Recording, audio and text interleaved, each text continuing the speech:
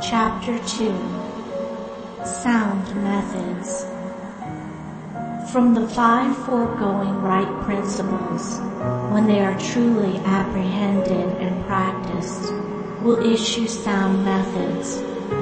Right principles are manifested in harmonious action, and method is to life what law is to the universe. Everywhere in the universe there is the harmonious adjustment of parts, and it is this symmetry and harmony that reveals a cosmos as distinguished from chaos.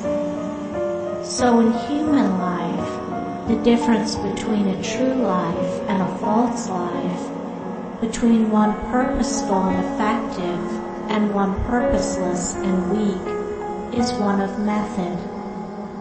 The false life is an incoherent jumble of thoughts, passions, and actions. The true life is an orderly adjustment of all its parts. It is all the difference between a mass of lumber and a smoothly working, efficient machine. A piece of machinery in perfect working order is not only useful, but an admirable and attractive thing. But when its parts are all out of gear and refuse to be readjusted, its usefulness and attractiveness are gone, and it is thrown on the scrap heap. Likewise, a life perfectly adjusted in all its parts, so as to achieve the highest point of efficiency, is not only a powerful life, but an excellent and beautiful thing. Whereas a life confused, inconsistent, discordant, is a deplorable exhibition of wasted energy. If a life is to be truly lived, method must enter into and regulate every detail of it, as it enters and regulates every detail of the wondrous universe of which we form a part. One of the most distinguishing differences between a wise man and a foolish man is that the wise man pays careful attention to the smallest things, while the foolish man slurs over them or neglects them altogether. Wisdom consists in maintaining things on their right relations, in keeping all things, the smallest as well as the greatest, in their proper places and times. To violate order is to produce confusion and discord, and unhappiness is but another name for discord. The good businessman knows that system is 3 parts of success, and that disorder means failure. The wise man knows that disciplined, methodical living is 3 parts of happiness, and that looseness means misery. What is a fool but one who thinks carelessly, acts rashly, and lives loosely? What is a wise man but one who thinks carefully, acts calmly, and lives consistently? The true method does not end with the orderly arrangement of the material things and external relations of life. This is but its beginning.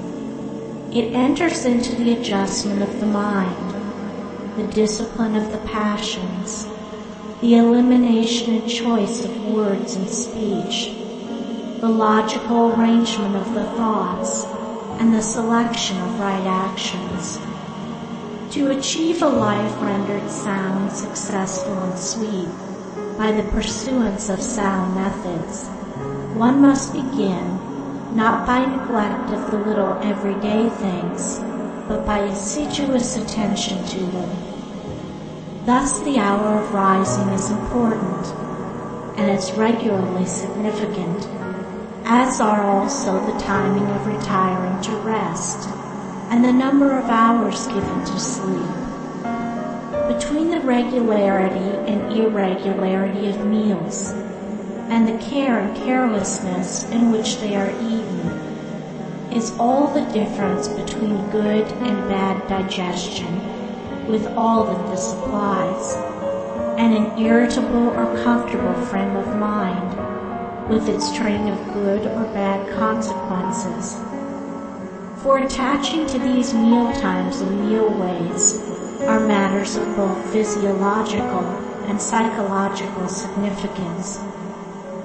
The due division of hours for business and for play, not confusing the two. The orderly fitting in of all the details of one's business, times for solitude, for silent thought and for effective action, for eating and for abstinence. All these things must have their lawful place in the life of whom whose daily ground is to proceed with the minimum degree of friction, who is to get the most usefulness, influence, and joy out of life. But all this is but the beginning of that comprehensive method which embraces the whole life and being. When this smooth order and logical consistency is extended to the words and actions, to the thoughts and desires, then wisdom emerges from folly, and out of weakness comes power sublime. When a man so orders his mind as to produce a beautiful working harmony between all its parts, then he reaches the highest wisdom, the highest efficiency, the highest happiness. But this is the end, and he who would reach the end must begin at the beginning. He must systematize and render logical and smooth the smallest details of his life, proceeding step by step toward the finished accomplishment. But each step will yield its own particular measure of strength and gladness. To sum it up, method produces that smoothness which goes with strength and efficiency. Discipline is method applied to the mind. It produces that calmness which goes with power and happiness. Method is working by rule. Discipline is living by rule. But working and living are not separate. They are but two aspects of character, of life. Therefore, be orderly in work. Be accurate in speech.